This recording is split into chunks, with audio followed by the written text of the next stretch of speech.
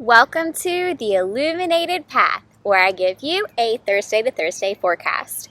And today, your forecast, it feels warm, it feels beautiful, and it feels connecting. So let's look at the two cards that we pulled today. And I'm pulling out of this deck, which was a gift to me by some very lovely person who I met in Chicago. But the card that I pulled, the first one, is our furred and feathered friends. Now, this card normally is trying to get us to think about expansion of the earth through our choices, such as what we recycle or how we treat the planet, the pollution that we're putting out there, things like that.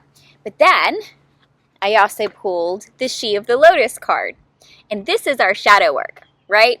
Where we're looking at the parts of ourselves or finding the parts of ourselves that we've suppressed, and rather than suppress it further or deny it or try to change it, we integrate it and realize that it's part of our personality and part of our power, but we balance it. So instead of allowing it to be something bad about ourselves, we change it into its balancing word. So for instance, if we have in our shadow a lot of judgment, we know that judgment is part of how we inherently are as humans, because it helps us learn what in our world is safe and what isn't. So maybe judgment isn't something that you completely deny about yourself or cut off, because it's impossible to completely stop ever having judgments. But what we can do instead is integrate it, realize why we make judgments, and then balance that. So that balancing word might be different for everybody. So maybe my balancing word for judgment is trust. So I know that when there's something I'm confronted with that I realize I'm beginning to judge about myself or about somebody else, I can say, what here am I trying to keep myself safe from? What am I not trusting about myself and my ability to advocate for myself, my beliefs and my needs? What am I not trusting about the other person? And what am I not trusting about the situation in general? And it's always usually going to come back to self-trust, because everything always comes back to the self and your ability to navigate every situation appropriately according to your internal ethics system and your guidance. So we have two completely different cards, right? Honor and balance the planet, and then do your inner work. But they're so interconnected. And so this is where I get a beautiful message here. And the message is that we are the conduits. We are the bridge between heaven and earth. And that's why we have both inside of us. We have heaven and earth internally. So this feels to me like a sacred flow, right? We hear people talking all the time about grounding. Make sure that you ground. Make sure you're not too out there. You need to really ground in. Go put your feet in the grass. But we don't always talk about how we don't just need to ground, but we need to connect into this sacred flow of life by being in touch with both at the same time. It's not about being up here and then having to ground and balance those two things. It's about being both at once in every moment. It's not about judging and then having to balance that with, okay, well, now I'm going to trust. It's about flowing through both of those things at once.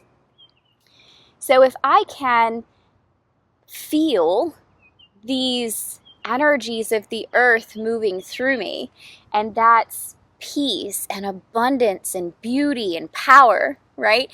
And if I feel that moving through me at the same time that I feel the heavens moving through me, and that's expansiveness and freedom and excitement, if they're both moving through me at the same time, then I am in a not just balanced, but completely flow and luminous state of love.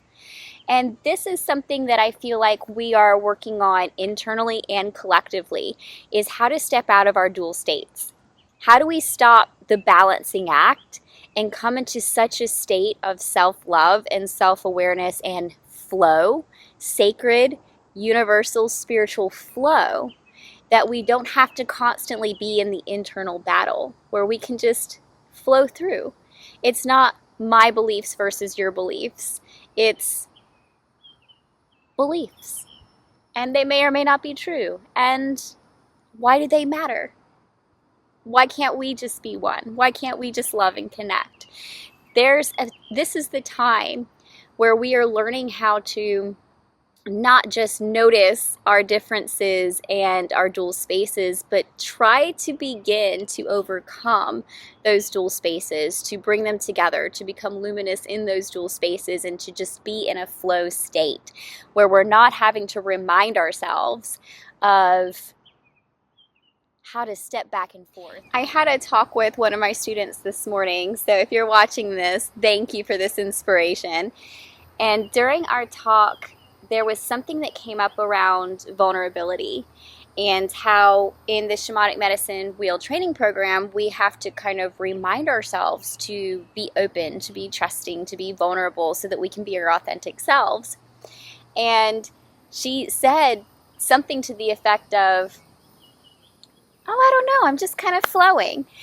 And I was like, yes, exactly, because that's this message exactly.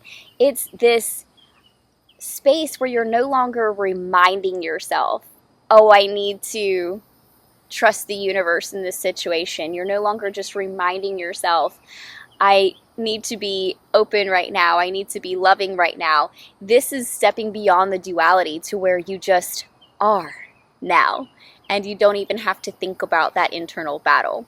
So we're all getting there collectively. And that starts within. It starts with you. It starts with each person personally before it reaches collective. So good luck with that this week, because it's going to be beautiful. Look around, guys. This is a great time to be alive, and I'm so excited for all of us.